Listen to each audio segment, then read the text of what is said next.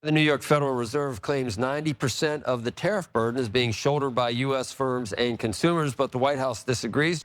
Hello, folks, and welcome back. Today, we're going to cut through the noise and expose the economic shenanigans of the political elite.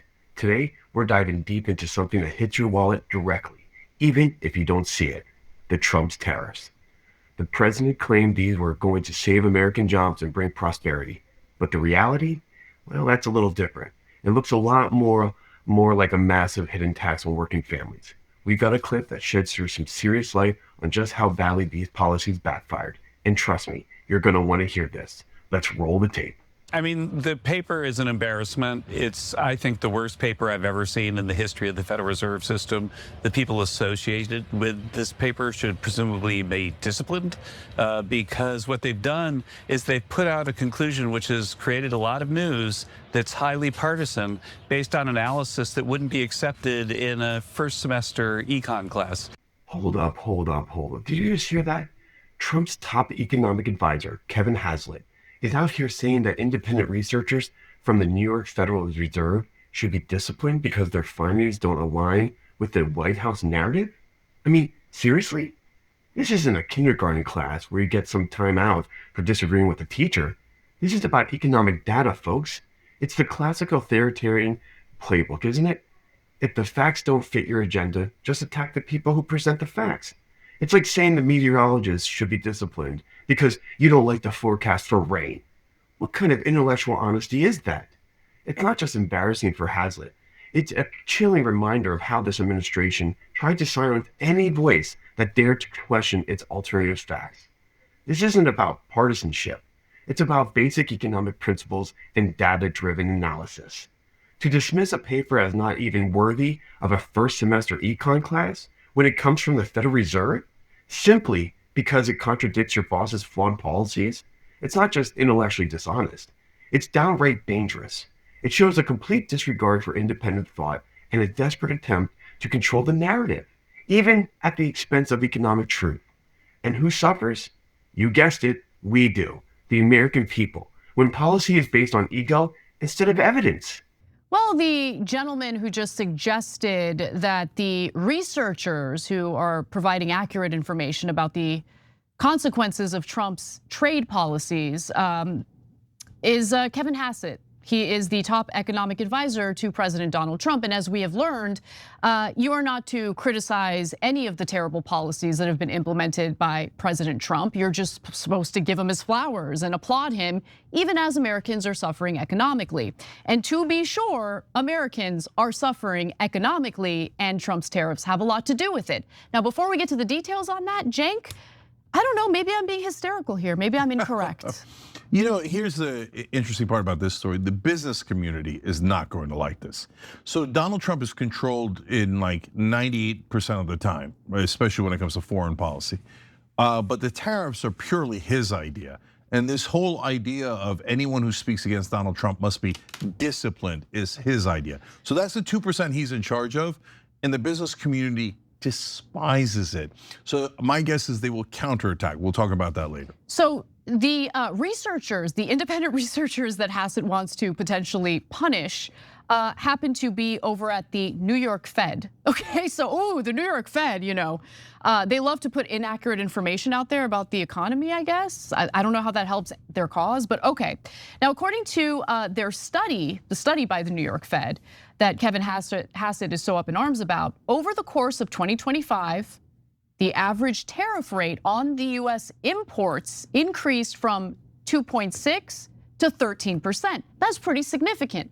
A tariff is a tax, okay? And that tax is implemented on imports, meaning companies in the United States that are importing products that are manufactured or made abroad have to pay that tariff, they have to pay that tax.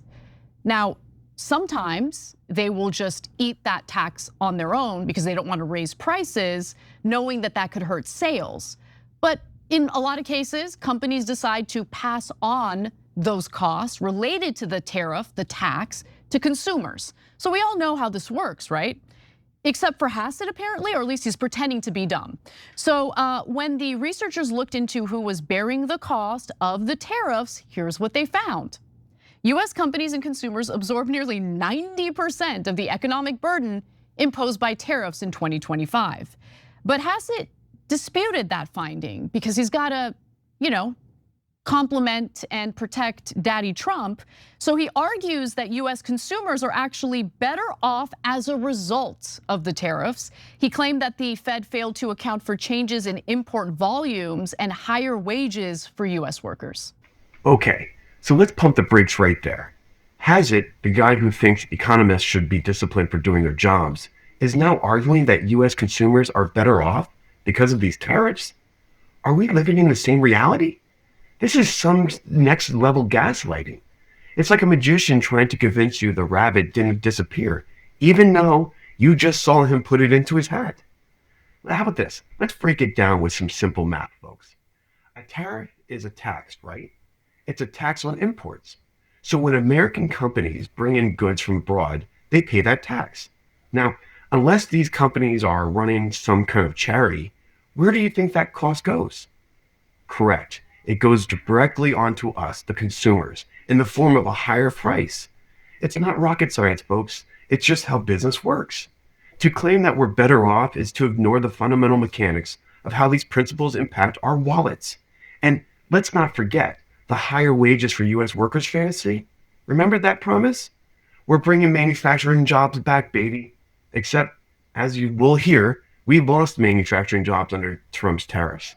And the Bureau of Labor Statistics even had to revise job numbers down by nearly 1 million jobs.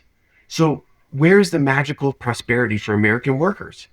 It's a myth, plain and simple, designed to distract from the very real economic plan these tariffs inflict on everyday Americans. So the basic theory of President Trump's tariffs is that we're importing stuff from China, but we got producers in the US that make the same stuff, maybe at a slightly higher price. If we bring the stuff home, create the demand at home, then that will hurt China and drive up wages in the US, and American consumers will be better off. So what have we seen? Prices have gone down, inflation is down over time. Import prices dropped a lot in the first half of the year and then leveled off, and real wages were up $1,400 on average last year, which means that consumers were made better off by the tariffs. And so consumers couldn't have been made better off by the tariffs if this New York Fed analysis was correct. It's really just an embarrassment. I can't imagine who signed off on it, frankly. I gotta say, you gotta give the Trump administration some credit because suddenly you're seeing pro-tariff commentary on CNBC, which you never expected, right? But no, we lost manufacturing jobs last year. We lost manufacturing jobs last year. Like the whole the pitch that Trump made to the American people in regard to these tariffs was, yeah, there's gonna be a little bit of pain in the short term, but we're bringing manufacturing back, baby. Except we didn't. We lost manufacturing jobs in 2025. And in fact, the Bureau of Labor Statistics had to do a revision when it came to the jobs numbers from last year, 2025. The first year Trump implemented his tariffs, and they had to revise the jobs numbers down by nearly 1 million jobs. So he's just straight up lying to our faces here. And look, the Federal Reserve of New York is not the only institution that has found that these tariffs disproportionately impacted American companies and consumers. Here's CNBC's Steve Leisman responding to Hassett's claims that the New York Fed study wouldn't even be good enough for a first semester econ class. More than the first semester econ class, the report was an extension of the methods the researchers used in a peer-reviewed paper based on Trump's 2018 tariffs. In fact, there are 7 papers that came to a similar conclusion. Kiel Institute says 96% paid by domestic entities. Yale Budget Lab 96%. An NBER paper said 94%. Goldman Sachs said 88%. The New York Fed researchers appear to have done exactly what Hassett accused them of not doing. Take into account how tariffs change import volumes. They did find the share borne by exporters increased slightly over time, which is good news, as importers rearrange some supply lines. So this isn't the first time that the Trump administration have demanded consequences over studies they didn't like. If you guys can remember, in August, Trump called on Goldman Sachs to replace its top economist after the bank concluded that US firms and consumers would bear the cost of the tariffs. Trump also fired the head of the Bureau of Labor Statistics because he didn't like the jobs report that they put out. And Trump has attempted to remove Fed Governor Lisa Cook, while the Justice Department has launched a criminal investigation into chair of the Federal Reserve, Jerome Powell. Cenk, back to you. Yeah, so I'm not going to debate the tariffs. At this point, it's obvious. And it's obvious not because tariffs are always bad, but because of the maniacal way that he did it. For example, he was talking to the former prime minister of Switzerland, and at that point, he'd cranked up the tariffs to 30%, which is crazy. So she's trying to talk him out of it and lower it. And he says after the call, I didn't really like the way she talked. So instead of decreasing the tariffs, he increased them to 39%. Oh my God. Because she hurt his feelings.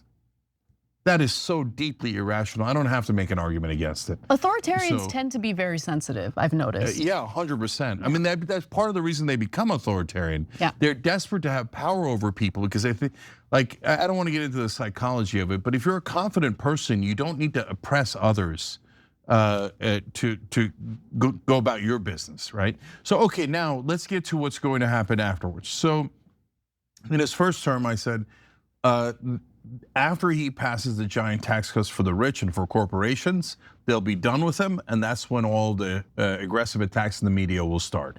And let's be honest, that's exactly what happened, right? And you can go back and look at the timing, you can go back and look at me saying that. And then all of a sudden the Russia stuff came out, the impeachment stuff came out, et cetera. So in this case, he already did the giant tax cuts for the rich. So I was wondering why the press hasn't fully turned on him yet, right? They're still giving him those money for the fake lawsuits. They're still playing nice with him, et cetera. And now I think it's because he hasn't started the war with Iran yet. And so let's see if I'm right. My guess is, and that's why I say it ahead of time, after he starts with the war with Iran and it becomes clear enough that we can't get out, it's intractable, then that's it, mission accomplished. They wanted the giant tax cuts in the war with Iran, so then the press will turn on him, and then they'll start to talk about the tariffs more and about how he destroyed the economy. They'll bring up impeachment again. They'll go to X, Y, and Z. It's not that he doesn't deserve to be impeached for whatever, and I don't want to get into that, but like he's done 1,000 things wrong. But it's the timing that's curious. Yeah, definitely. Right? But look, to be fair, Cenk,